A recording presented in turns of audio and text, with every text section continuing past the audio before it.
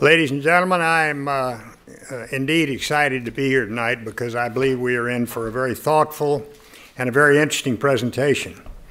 And that's because our speaker is the kind of politician that I appreciate.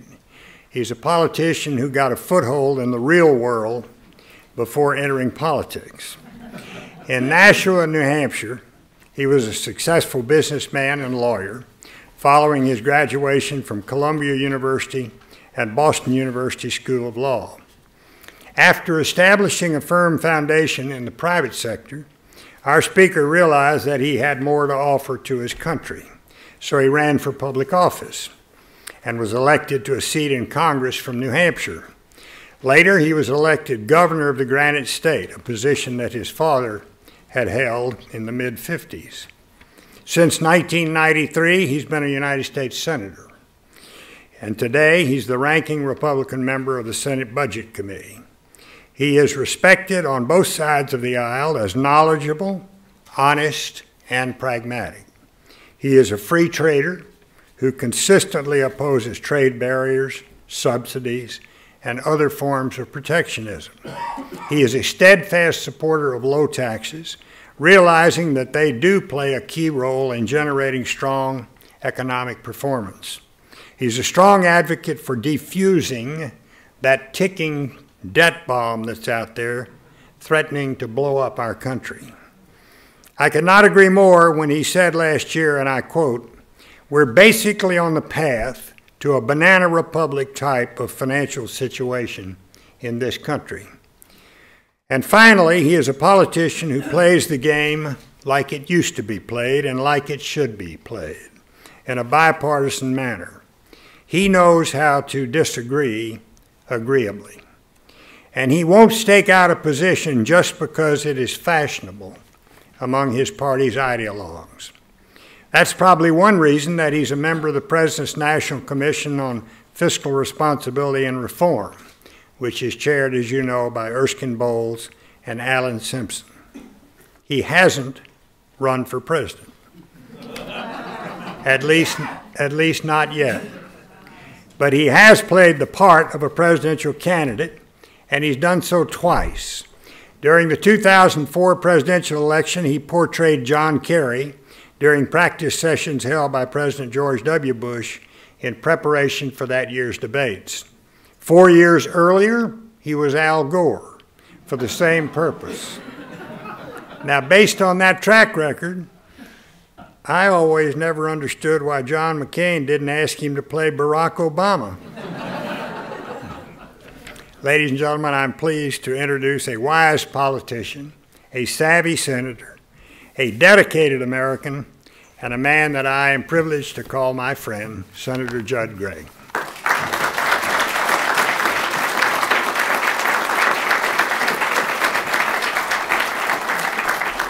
Thank you, Mr. Secretary, for that incredibly gracious introduction.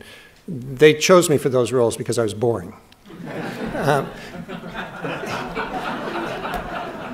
It's a real pleasure for Kathy and I to be here with Susan and Jim, who we've known for many, many years.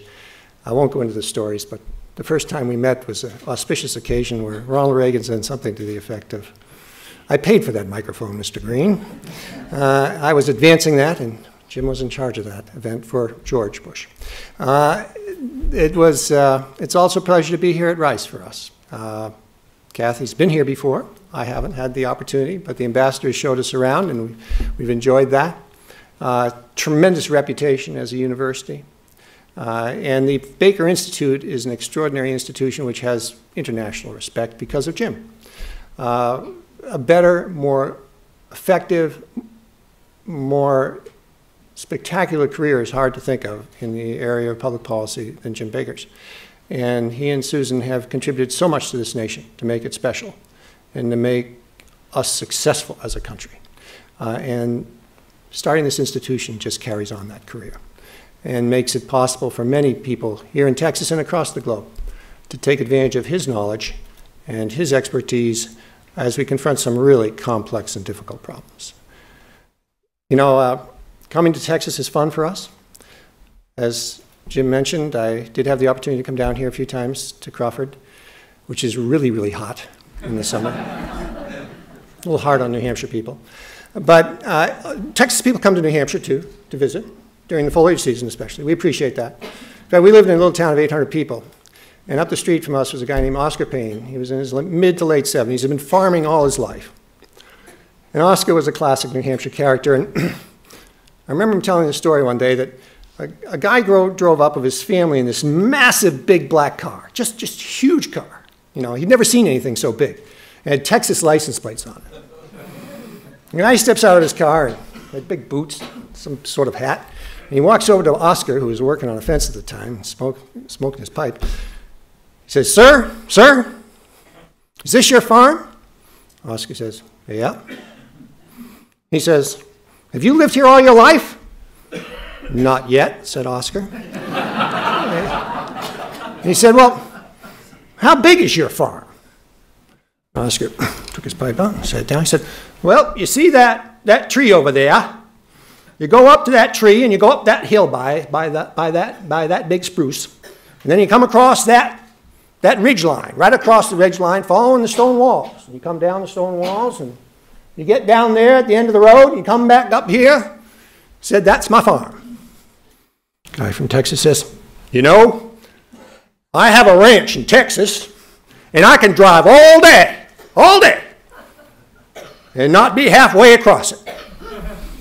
Oscar says, "Yep, used to have a car like that myself."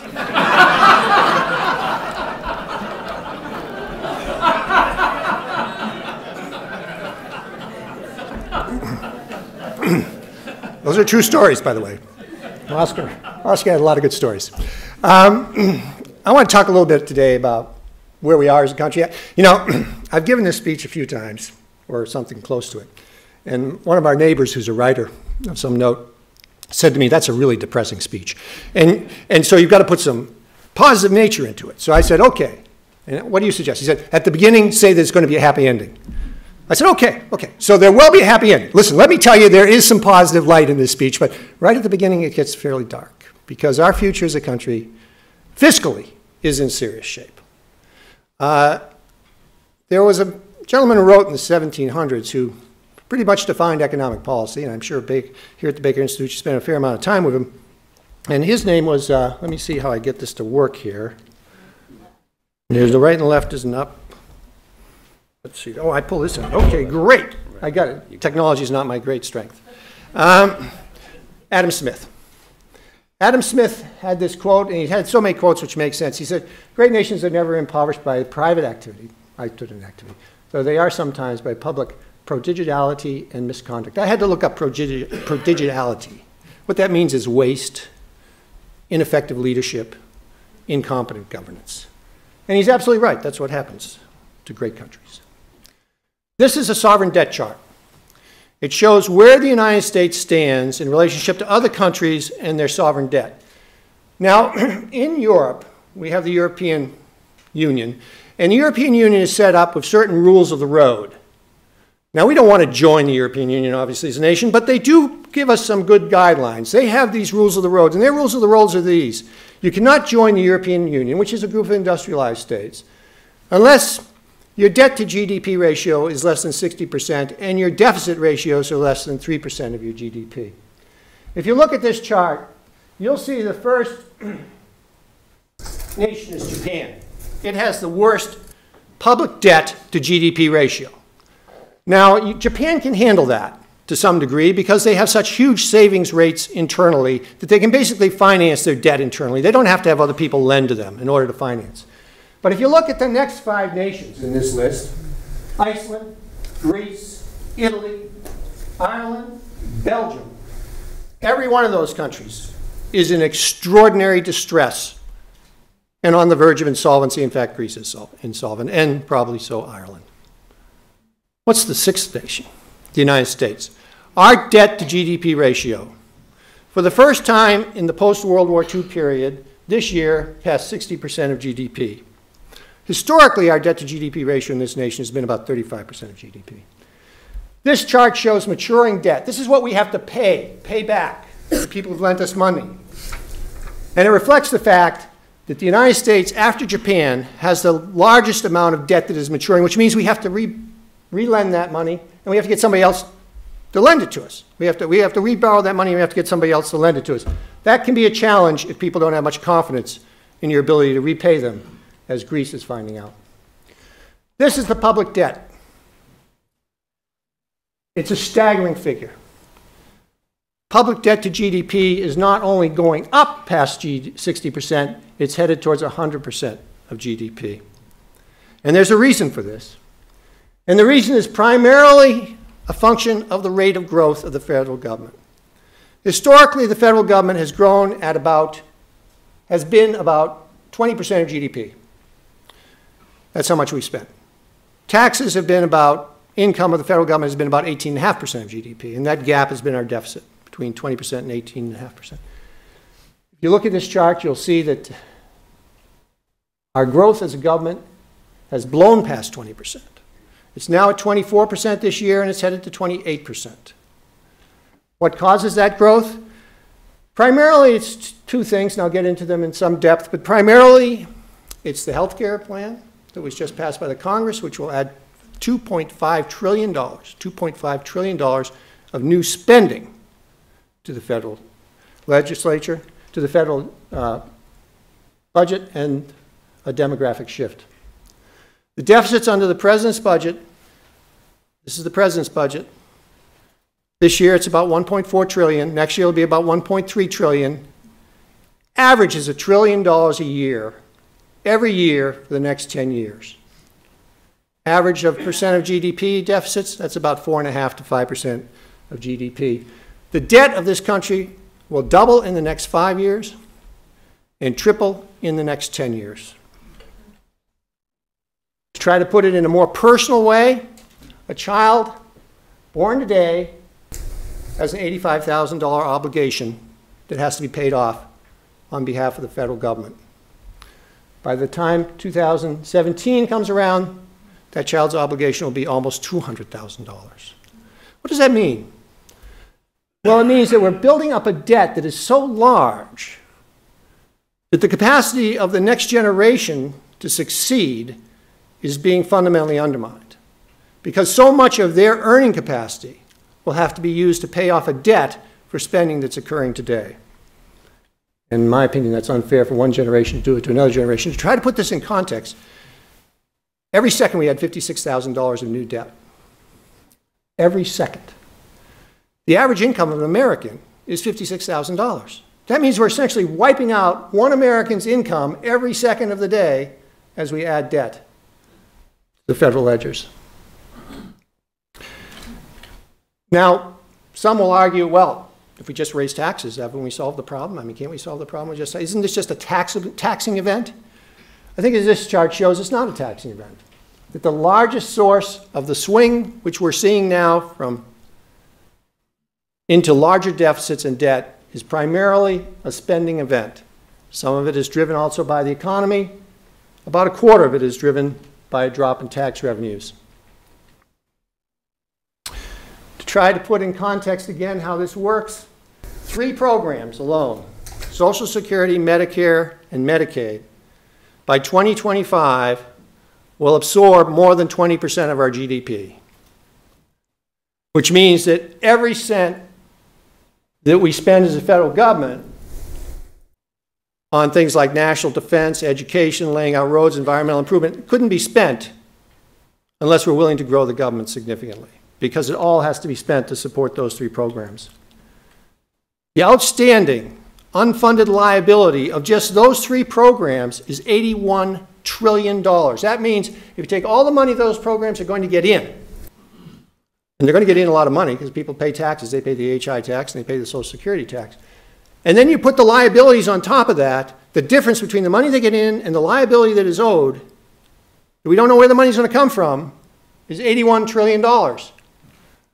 Has to be borrowed from somewhere, China, Saudi Arabia, or something else has to happen. We have to inflate our economy, or we have to massively increase taxes.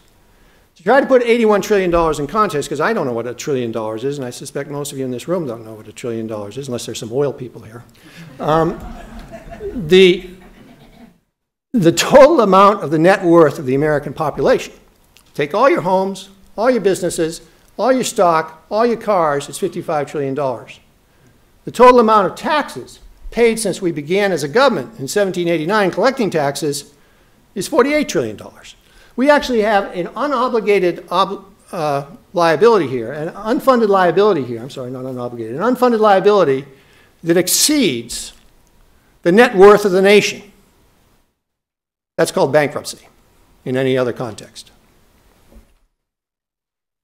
Now, what is driving that massive expansion? Well, to a large extent, it's the explosion in the size of the government as a result of the health care plan, but it's another equally driving effect here is the demographic shift in populations. We are seeing that in the industrialized world, populations are aging rather dramatically.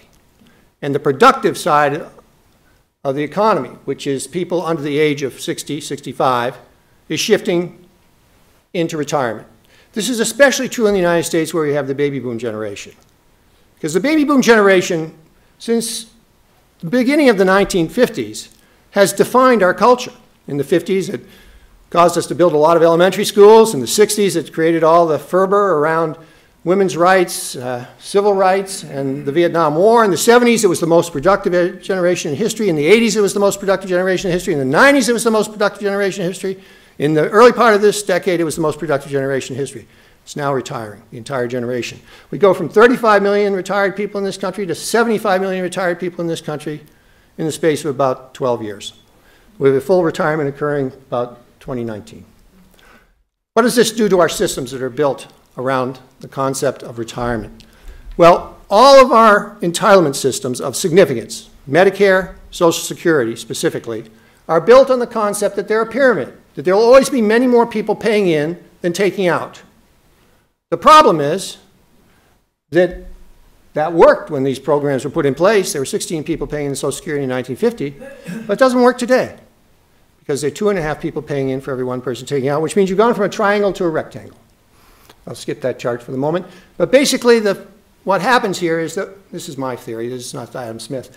When a populist government meets a massive demographic shift, and by populist government I mean a government that elects people and elects itself, a massive demographic shift in an entitlement society, which is what we have today, what you get is massive debt.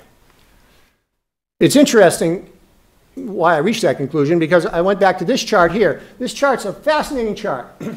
On this axis, it shows public debt.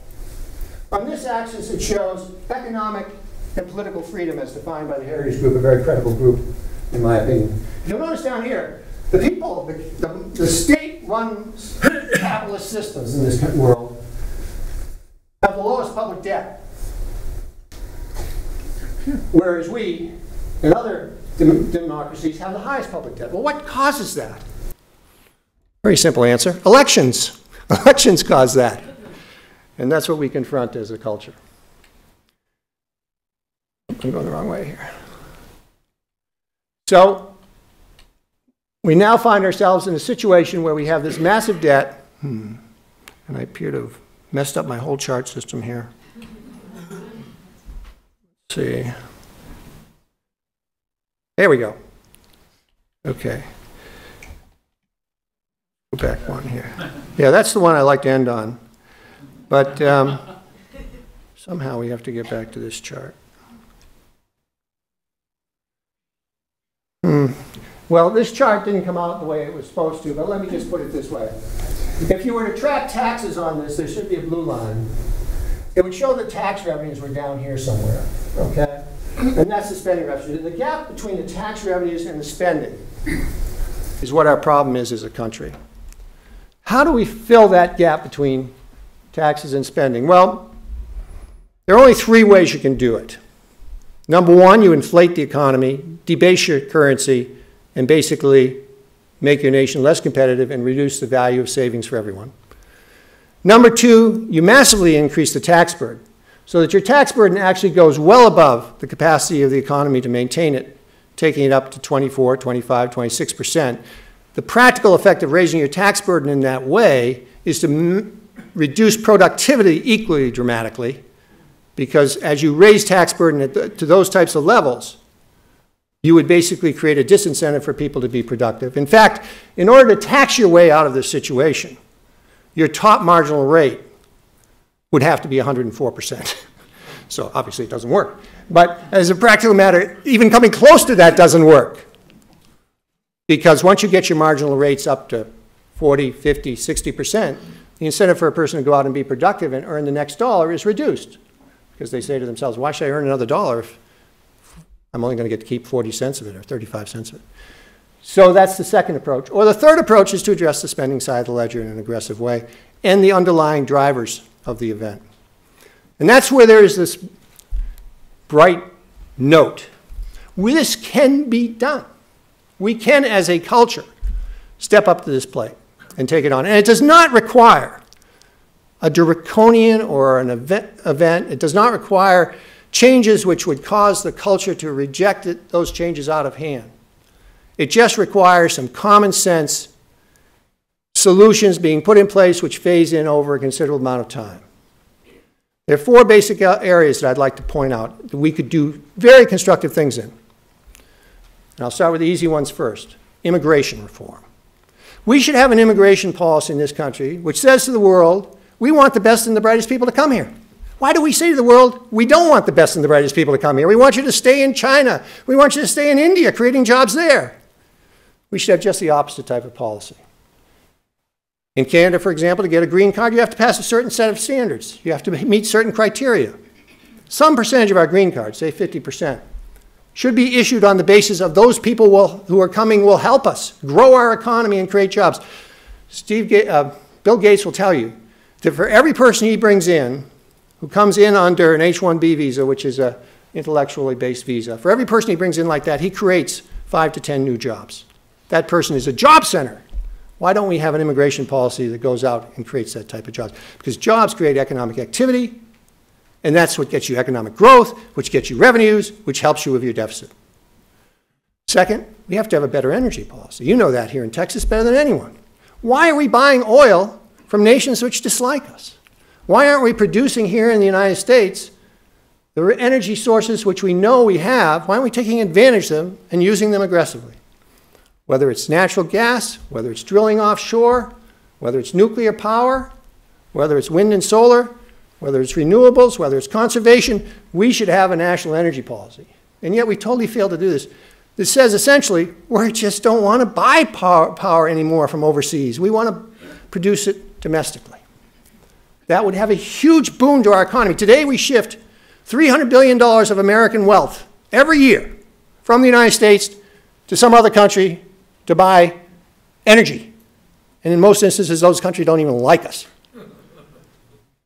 That money kept in America would create jobs, would create economic activity, would create revenues, which would address the issue of how we address this problem. Third, we need a major overhaul of our tax laws. Our tax laws are so convoluted and so complex. I have a graduate degree in taxation. Kathy put up with me going to graduate school for 3 extra years after I got out of law school to learn tax policy. I don't do my own taxes. They're too complex. The simple fact is, our tax laws discriminate against economic growth. We should have a tax law that essentially says, we're going to keep it simple, we're going to keep it progressive, which means fair, and we're going to incentivize capital formation. Senator Wyden, progressive liberal from Oregon, and myself spent 2 years negotiating such a bill. We produced it, and it does exactly that. It takes the rates down, all the rates down, individual rates down, 3 rates. It takes corporate rates from 35% to 24%, reduces the rates on the ability to form capital, and it's been scored by both the left and the right think tanks as a huge job creator and a huge energizer of income. In fact, Heritage Group said it'll generate $600 billion of new revenue over a 10-year period. That closes that gap and can be done, and it doesn't require an unreasonable or draconian fence. Fourth, we have to address the spending side of the ledger. Just simply have to.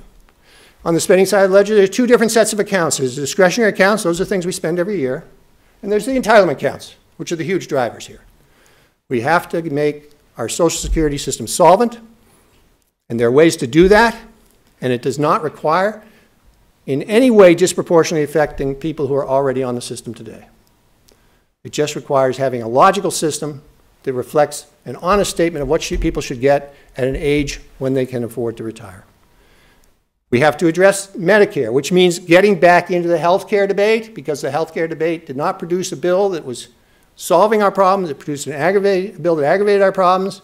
There are lots of ways to do this. I'd be happy to answer some question and answer, but it can be done without, again, draconian events, but actually giving us, the basic goal should be more quality at lower cost instead of more utilization at a higher cost.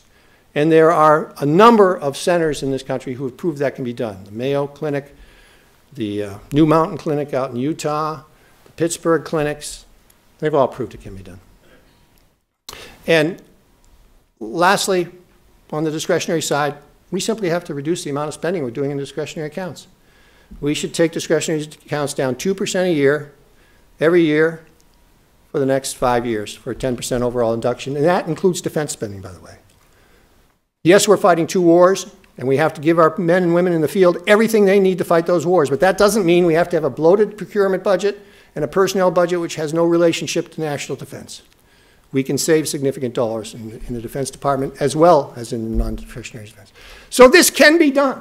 We do not have to pass on to our children a nation where they have less prosperity than we had. And I will submit this to you. The reason the American people are so angry today, so concerned and so upset, isn't because of a specific policy. It's because they see this all together. The American people have an intuitive common sense. Jim Baker will tell you this. It's intuitive. And they know that the path we're on will not work. And most importantly, they know that what we're doing to our children is wrong. That it is not the American culture to pass on to the next generation something less than we received. Our culture always gives the next generation a better, safer, and more prosperous nation. We can do it. All we have to do is stand up and make some tough calls. Thank you very much. Be happy to take any questions you have.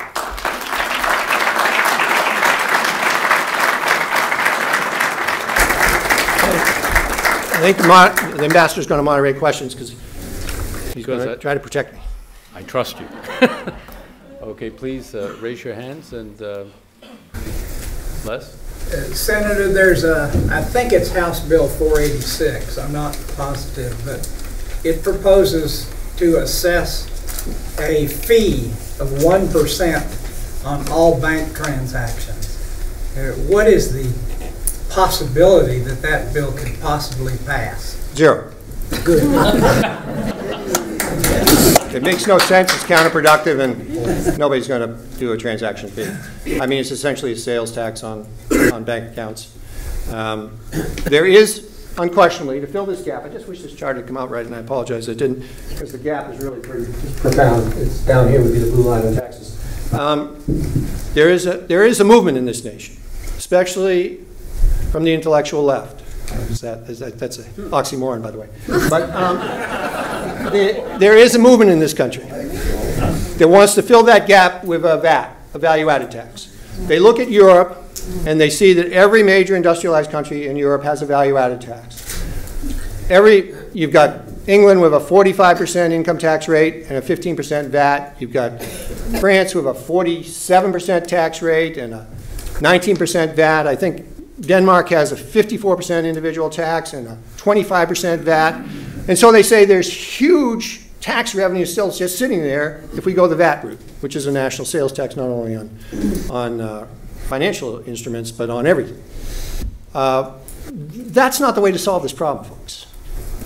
Massive expansion of revenues is not the way you solve this problem. Controlling the rate of growth of the government is the way you solve this problem. Revenues, I have this little axiom of government. All government moves left. It inherently moves left. That's left. It moves left. That was left for you folks, not for me. It moves left, okay? The question is, how fast does it move left? Think of it as a train. The number of engines on the train determine how fast it moves left. The engines are revenue sources. And if you put an engine of VAT on this train of American government, you're going to see an explosion in government like you've never seen. What do you think of privatizing Social Security? It's a pejorative that there's no point even debating the concept. It's not viable politically. What we should do, in my opinion, is possibly, and this is a possible, we should say to people, you can set up a private account on top of your Social Security account, which would be matched by an employer contribution. That's something I've been thinking about. But the actual employer, the actual FICA and the corporate contribution, you can't really privatize them now because they're running at a deficit. I mean, you could arguably have done it in the late 90s when the Social Security system was running a huge surplus and you had the money to pay the transition costs into private accounts. But you can't do it now because there's no money.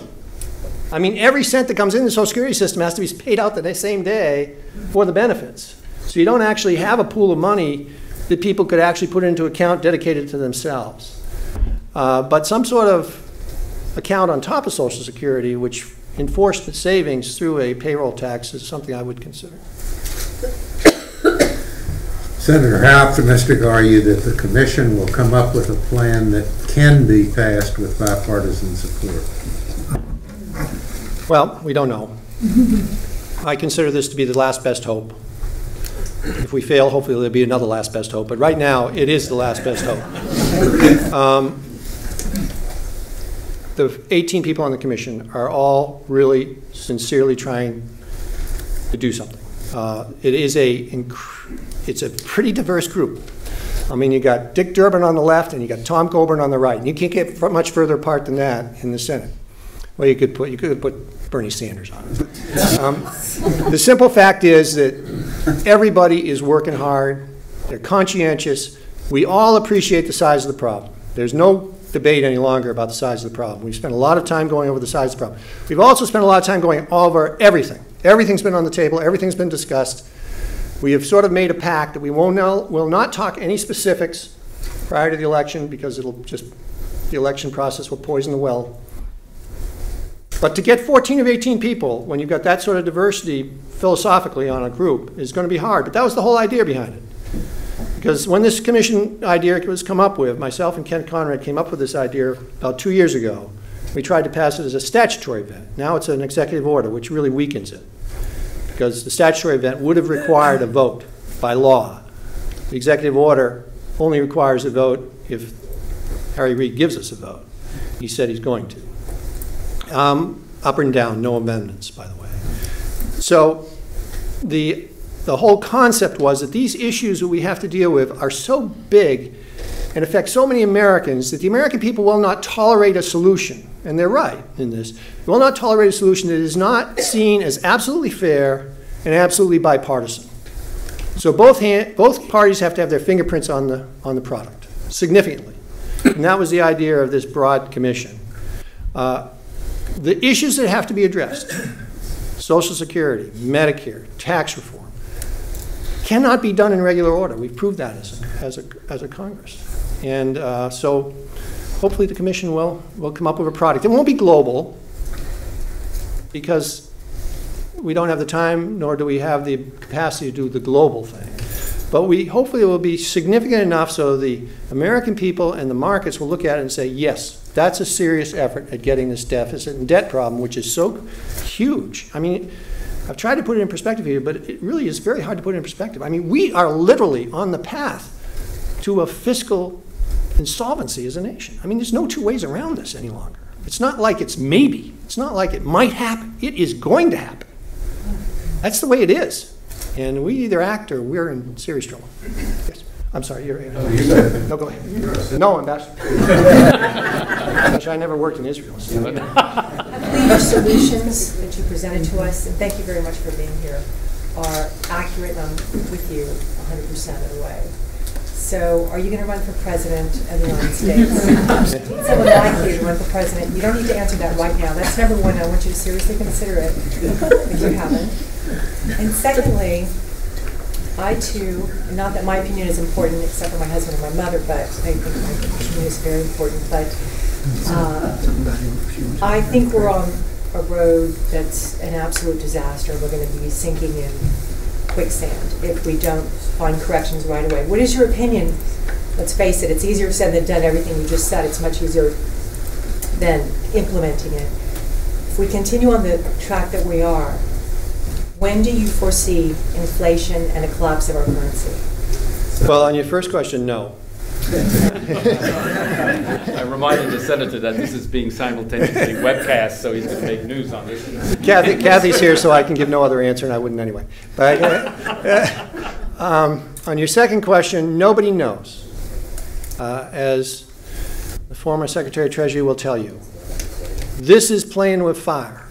And when it flashes, nobody knows when it's going to happen. Nobody knows the event that's going to create the flash, but when it does, it's out of control instantaneously. There's no way to bring it back under control. When there is a international loss of confidence in your currency, and you don't know what's going to trigger that, you just know that you've built up the block so that you could so it could happen. All the warning signs are out there. The Chinese are telling us we're going to diversify our reserves. The Moody's has put us in a special standard. I mean, all the different signposts are out there. But when I would turn to the secretary and ask him if he has a thought on when you see that type of an event happening, if you can predict it. I don't see how we avoid it down the line. I don't see inflation coming over the next year to 2 years. But it seems to me it's baked in the cake when you run these kinds of debt to GDP ratios, which means, of course, that your currency will begin to deteriorate. I'm not quite as worried about other countries not buying dollars, Senator, because I don't know where else they'll go. I think they're going to have to buy dollars for quite a while. The Chinese particularly are not going to invest in yen, and the euro has bigger problems than we do. So that's our salvation. But I think we are going to have inflation, and I don't know when it's coming. But to answer your question, nobody can predict a monetary crisis. Okay, we have several hands up. The lady there. If the Republicans retake the House, do you think they'll implement some of your ideas? Well, I know they'll try. I mean, remember, the president still has the veto pen. It takes 67 votes. But certainly, I think philosophically, our party is pretty much on the same page on almost all these issues. I mean, I'm not stepping outside any basic philosophy that isn't pretty much down the middle of where most of my colleagues are, I believe. How much does extending retirement age and/or tying benefits under Social Security to people's wages or net worth or whatever, how much does that solve these problems? Because those, to me, are the simplest things that you could implement. This chart here shows that Social Security is about $8 trillion of the unfunded liability. So you see, if you fix the Social Security system, you're only taking $8 trillion of $81 trillion of unfunded liability out of the system.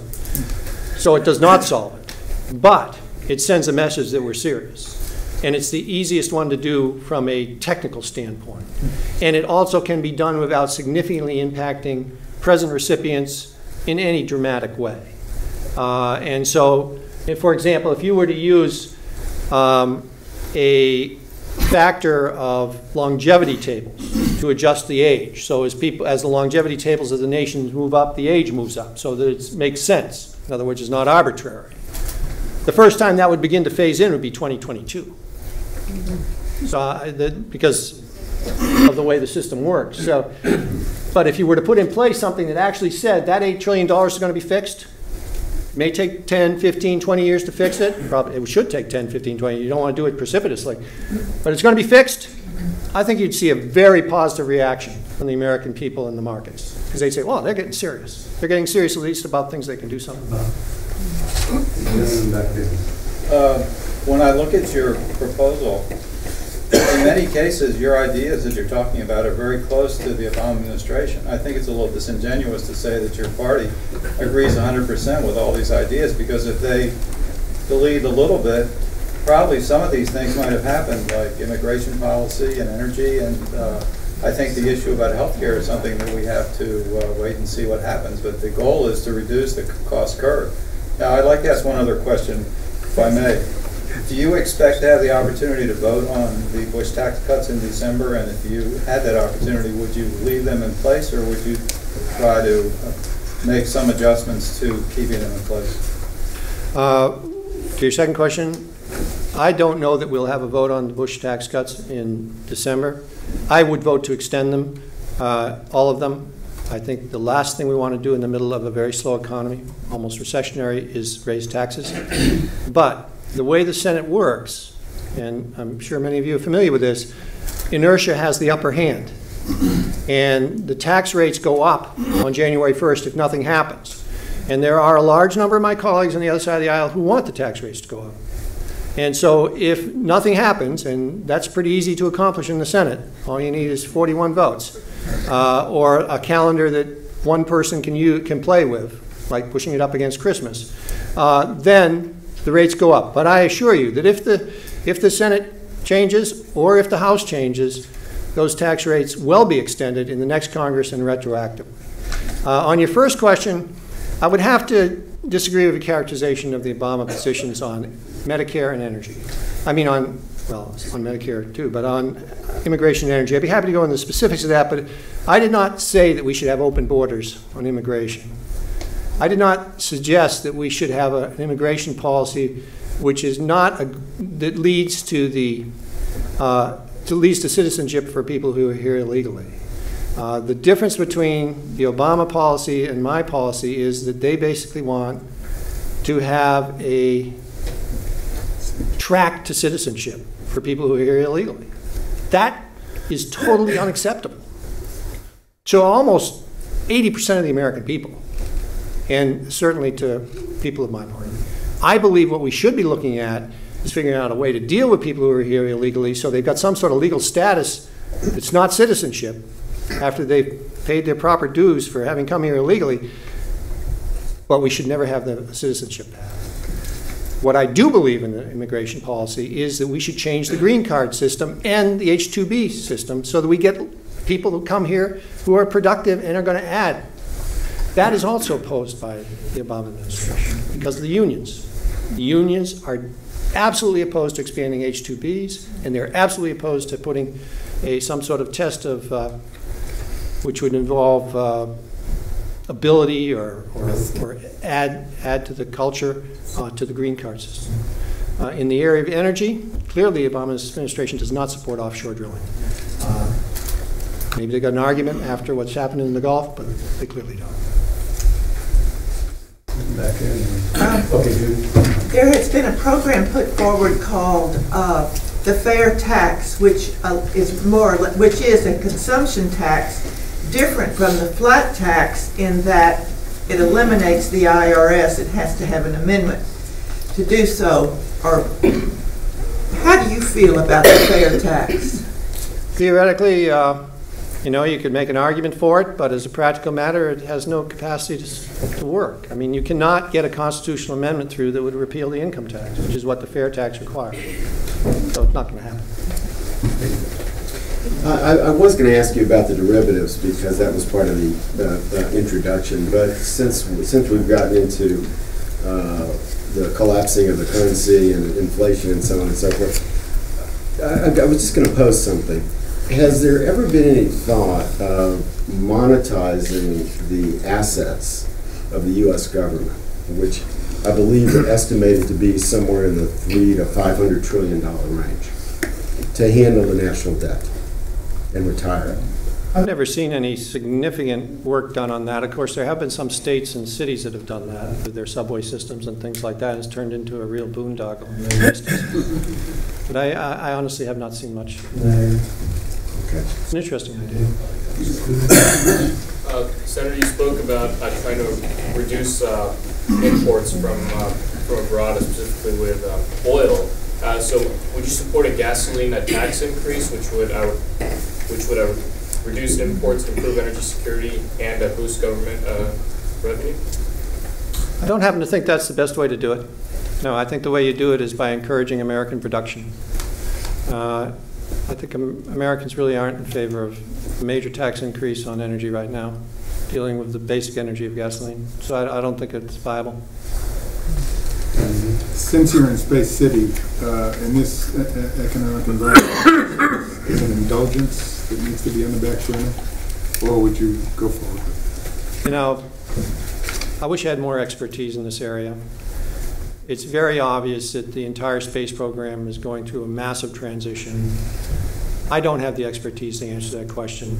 Clearly, there has to be reorientation that's affordable, but also takes advantage of the huge amount of R&D that comes out of the space program that benefits the entire culture.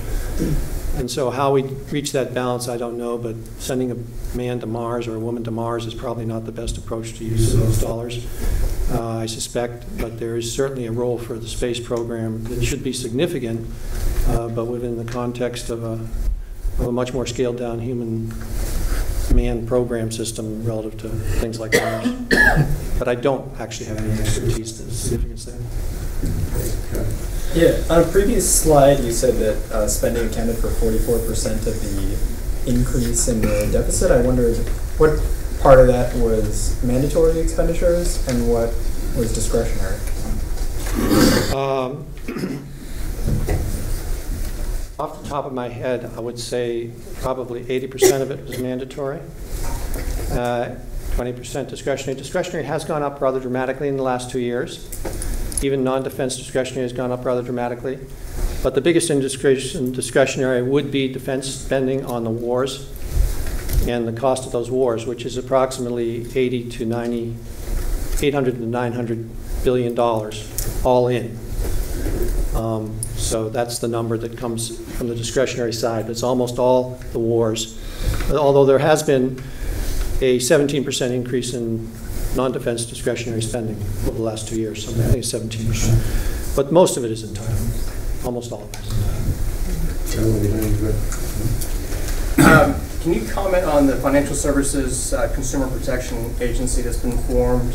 What do you actually think the goals of that agency should be, and what do you think the future leadership will be?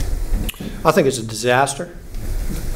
I think when you separate consumer protection from safety and soundness regulators, you create an inherent conflict which will fundamentally undermine the banking system and probably make loans much more difficult for consumers to get. Because the whole purpose should be to have as part of your safety and soundness regulatory regime, which is mostly the Fed and the controller and the FDIC, have as part of their purpose, equal to their safety and soundness responsibilities, a protection of the consumer. And if you separate those, then you get a consumer agency, which in this instance, the way it's set up is totally independent from all the regulatory agencies that have responsibility for safety and soundness, and which may have an entirely different agenda than safety and soundness of your banking system. This consumer agency that's been set up, I've described the head of this agency as the most powerful person to come to Washington since J. Edgar Hoover. I mean, this agency is structured with absolutely no oversight being allowed. It has a $850 million line of revenue from the Fed, which the Fed cannot not give it, and which the Congress doesn't appropriate or oversight at all. So the person who's in charge of this agency gets $850 million a year to spend, however they want to spend it, without any oversight. The person's appointed once for 5 years. Now, if this person has a social justice agenda and concludes that some interest group has not received an adequate amount of lending, that person can say, as the head of the consumer agency, you, the banking industry, community banks especially, are going to have to lend to this group because I've determined that this group has been discriminated against as a matter of social justice. But the regulatory agency is going to be over here saying, no, you can't lend to that group en masse because we know the return rate may not be there, or even individually. And you're going to undermine your safety and soundness. And so you've created this dichotomy which will inevitably lead, in my opinion, to a weaker banking system and therefore less or more expensive loans. I think it's Harvard think gone crazy. And as a very practical matter, that's where it came from. And it's pure, unadulterated social justice on a galloping horse. And it's not going to do anything positive for this country. It seems that our entire economy is geared towards supporting and protecting the senior citizens. Do you think that this commission will be geared to considering this problem and trying to gear the economy back to supporting the younger part there. We're cheating education, we're cheating research and so forth with the massive amount of money that we pay into Social Security, Medicare, the drug program, and so forth. Well, I happen to think that one of the great successes of our nation is that people who retire do not go into poverty, but actually have a fairly decent lifestyle as a result of the safety net that's been set. And it's an expensive safety net, but it's worth it to our nation to have that. It just becomes a question. People are not in poverty that are getting. Well, that's why you've got to adjust the safety net to make sure that it's affordable, and there's got to be certain means testing elements to the safety net that make sense. So, yes, that can be addressed and should be addressed, but I think one of the great successes of this nation is the way we treat the senior population, especially the senior population that has not got wealth, that is middle income America, or maybe not even middle income. We'll just take two last questions now, gentlemen there, and I'll take one from this side. Your chart shows you have 81 trillion of unfunded liabilities, and there's about 55 trillion of present net worth of U.S. citizens. Is there any plan by Congress to use some of that 55 trillion net worth to fund entitlement spending? Yes. It's called raising your taxes. It's a question of how much they're going to try to do it, and we'll find out on January 1st.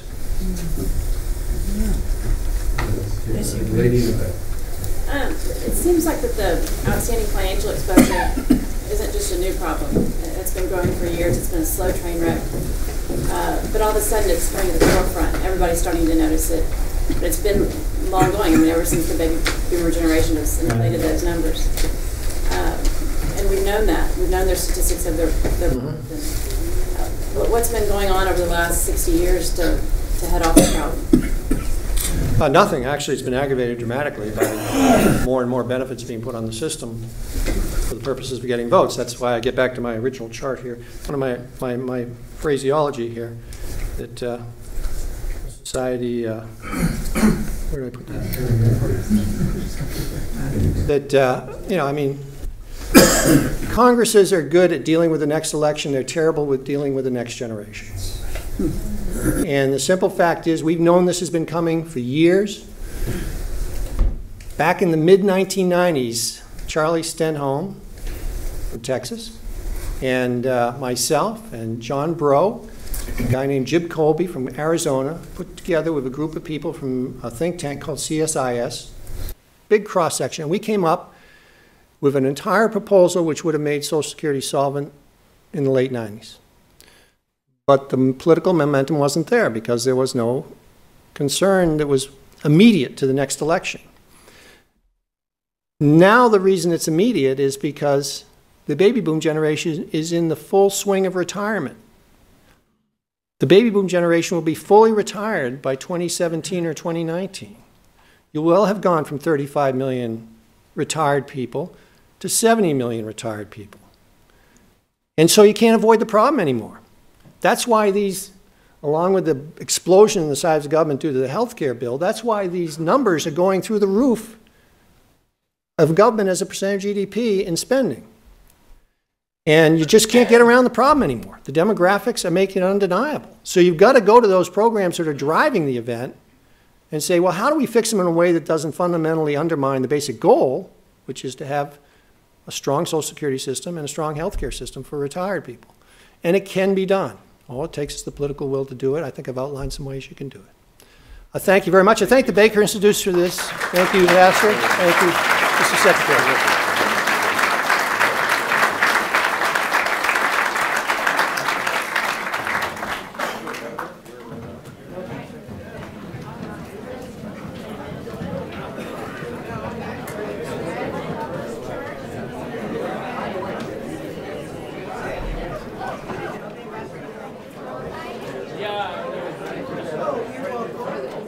I should go to that. Leave it there. No, that's gone up. It says the only trouble with socialism is you run out of somebody.